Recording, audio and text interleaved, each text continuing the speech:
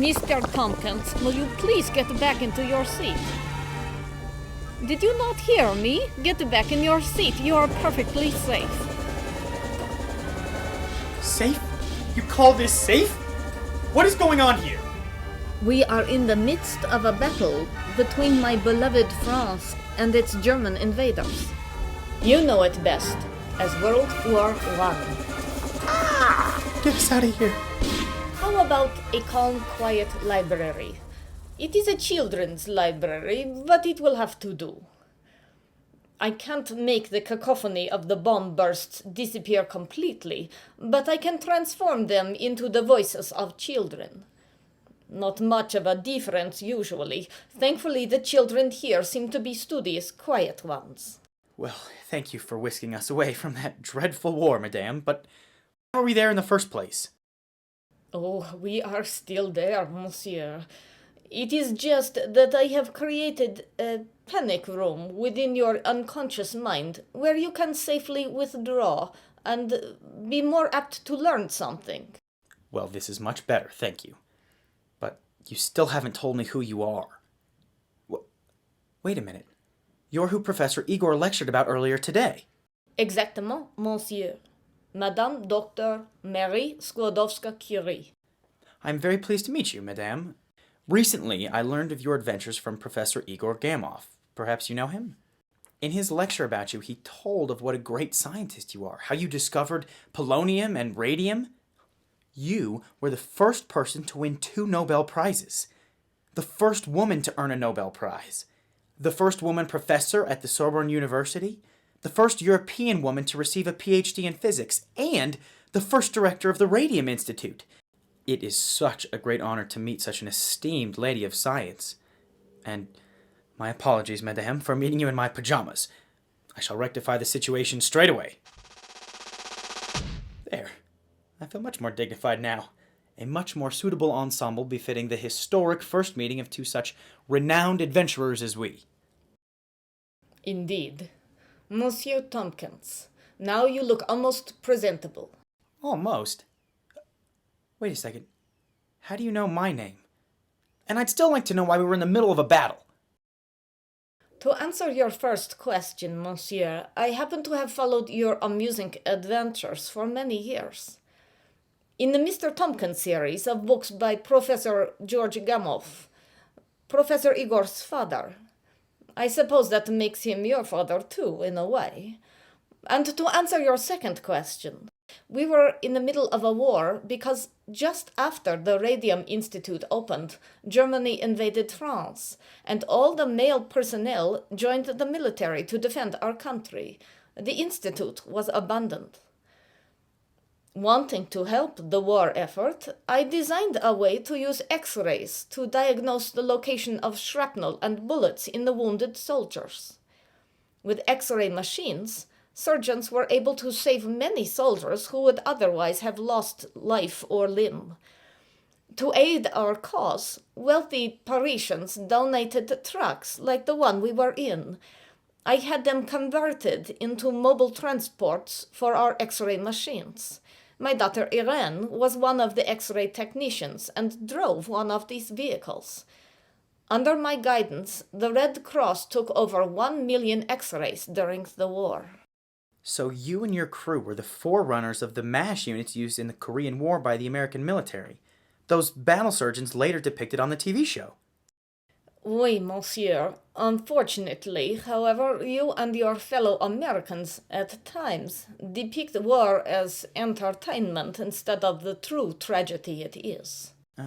So after the war, did you go back to Paris and continue your directorship of the Radium Institute? Oui, that I did.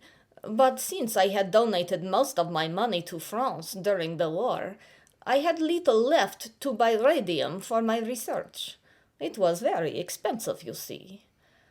Thankfully, Missy Maloney, an American journalist and admirer of mine, encouraged women in the United States to donate $150,000 to buy me a gram of radium.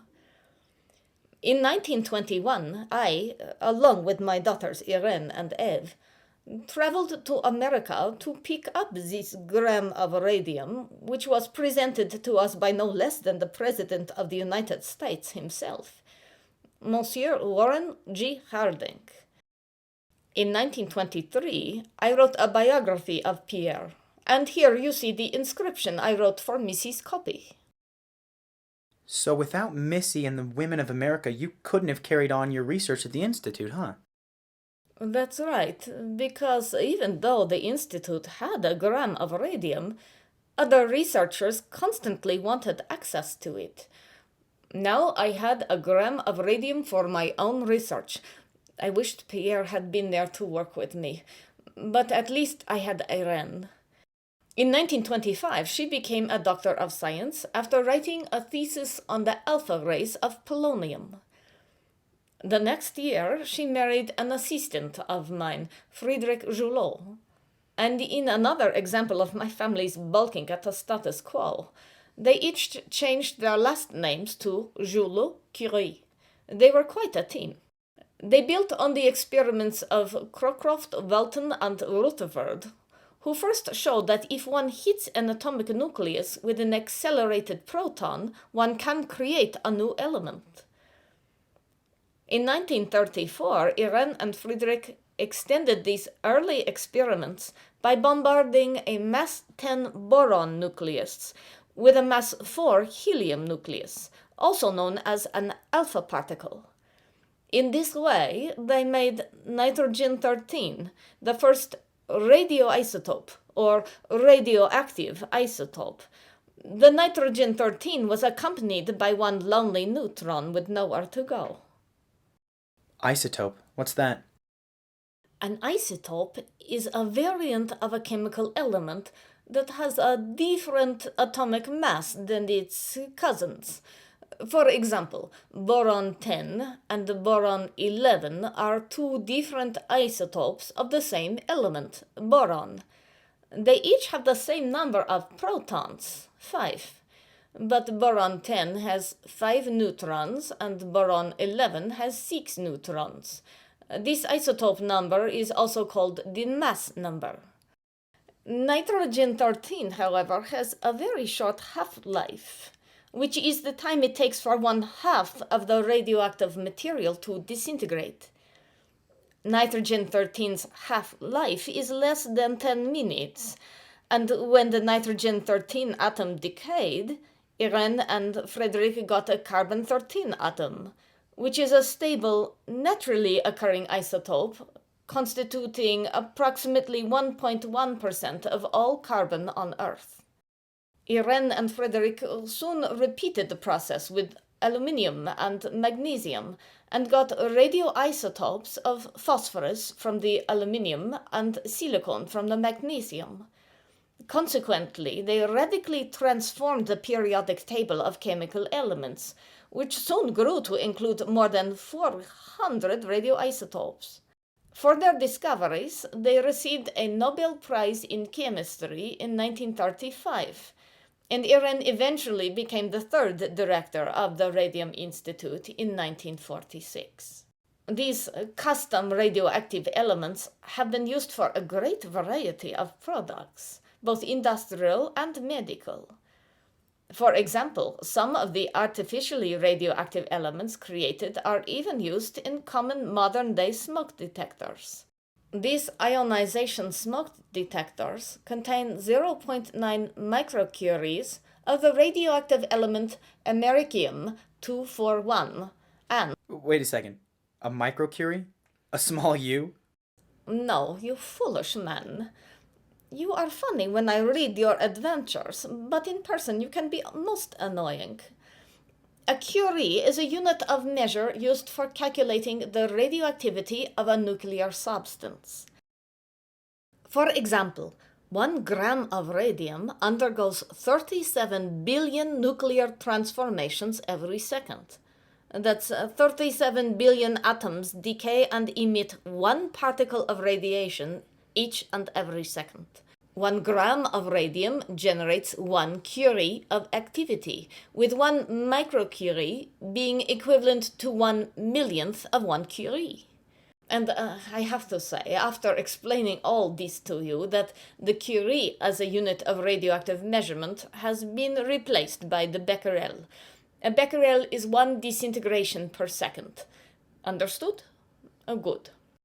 So, in the way of the medical applications of these custom elements, for instance, in 1938, 4 years after my death, the scientists John Livingood and Glenn T. Seaborg used Irene and Frederick's discoveries as a stepping stone to their creation of iodine-131, also known as radioiodine. It is used by physicians to ensure the thyroid gland is able to produce the hormones regulating body metabolism, the chemical process of obtaining energy from food. Iodine from food naturally accumulates in the thyroid. But as they say, there can be too much of a good thing. So if the thyroid is overactive, too much of the hormones are made, thus speeding up the body's metabolism and causing hyperthyroidism. Radioiodine is used to treat hyperthyroidism.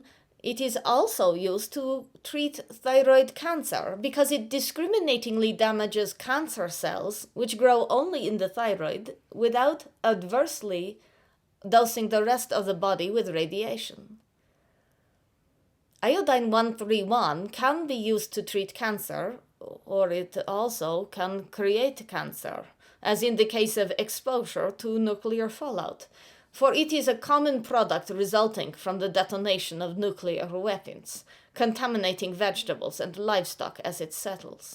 If the body gets too much iodine due to consuming radiation-contaminated food, hyperthyroidism can occur, as well as cancer. It was exposure to radiation that made you and Pierre sick, wasn't it?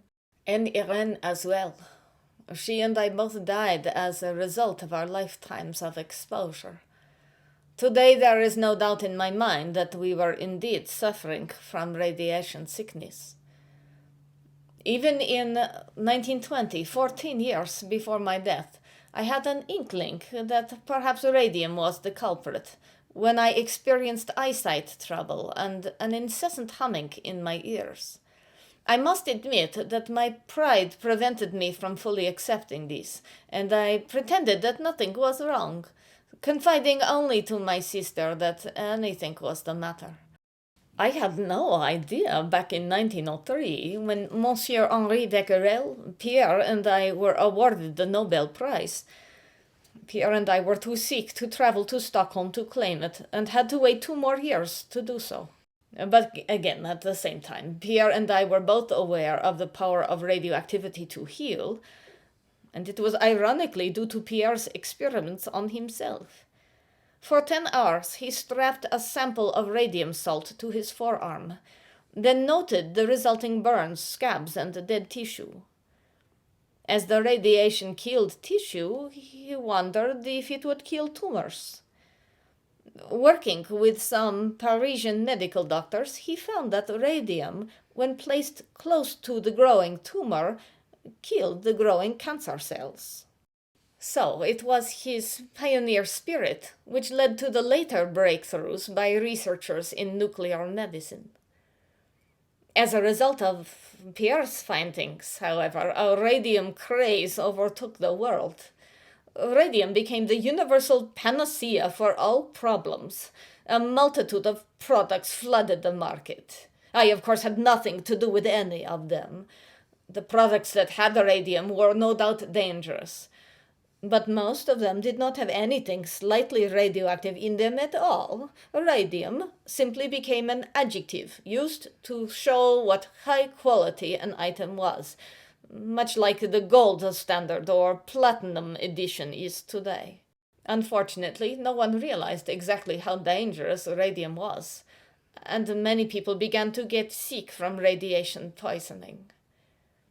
One prominent case involved the Radium Luminous Materials Corporation. During the Great War, this company employed many women in painting wristwatch dials, numbers and hands, so they would glow in the dark. In order to keep the tips of their brushes sharp as they dipped them into the radium paint, the women put them in their mouths. This, of course, made them very sick. In 1928, 5 of the women made sick by their former company's disregard for safety brought forth a lawsuit against the Radium Luminous Materials Corporation. Though they eventually got an out-of-court settlement, all 5 women died by the early 1930s. That's horrible. Well, to change the subject to something hopefully a little more cheery, what about your other daughter, Eva? Was she a scientist too? No, she wasn't, but I am just as proud of the wonderful person she became. Our family was basically shy. We never sought attention, and we disdained jewelry and makeup. Eve, however, was quite different than Irene, Pierre, and me. She was outgoing, proudly wore jewelry and makeup, and was almost always the center of attention. When Irene, Eve, and I toured America in 1921, Eve dealt with the news media. They dubbed her the girl with the radium eyes. Many years later, Eve and her husband, Henri Louis, were involved with UNICEF. He was the American ambassador to Greece and the executive director of UNICEF when it was awarded the Nobel Peace Prize in 1965. And she was herself director of UNICEF in Greece from 1962 to 1965. In a broad sense, then, the Curies have been associated with 4 Nobel Prizes. Oui, monsieur, but I do not like to brag. Eve was also a published author and wrote a wonderful biography entitled Madame Curie, a Biography, which is a loving memoir of our family. I am so pleased that the book has inspired children around the world, particularly girls, to go into science. I am glad she did not follow in my footsteps, for she lived to be 102 years old and did much good for the world. Professor Igor in his lecture said that your work laid the first brick which led to the creation of the atomic bomb, which I'm sure you're not happy about. Had you any idea that some of your scientific work would result in the unleashing of this terrible weapon? In my lifetime, I hoped that our work with radiation would be only a benefit to humankind. But Pierre had his concerns, which he voiced in his Nobel acceptance speech in 1905. I remember his words as if he spoke them yesterday. One can imagine that in criminal hands, radium could become very dangerous. And here, one can ask if humanity is at an advantage in knowing nature's secret.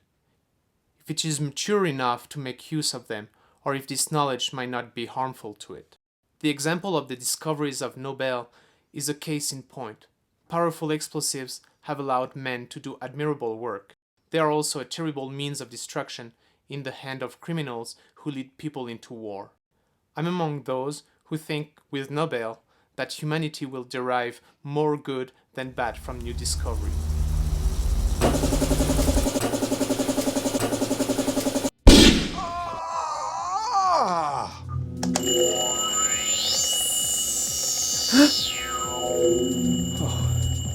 I guess I shouldn't have eaten those atomic fireball jawbreakers right before bed.